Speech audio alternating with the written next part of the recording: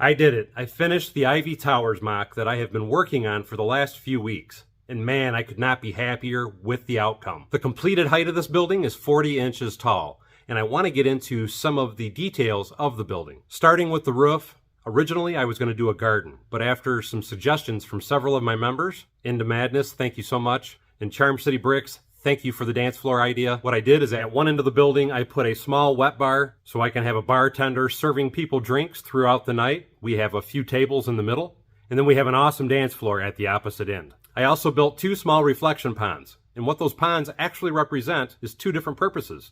Number 1, it is to give the people that are at the bar at the top of the building something to look at. But number 2, my thought process is those retention ponds are actually holding water to feed water to all the plants that are growing down the sides of the building. Because when I designed this building, I wanted to design it with the thought process of a lot of buildings that are in Singapore. And I wanted it to be a green building. So it's taking rainwater, recycling it, and growing plants all over the entire building. If you're not aware, this entire building is built with train track, and that is what gives it its unique S shape. It also makes the building extremely rigid and easy to carry and transport. And it's like I've said many times before, I highly recommend doing buildings with train track pieces because it makes a building extremely strong.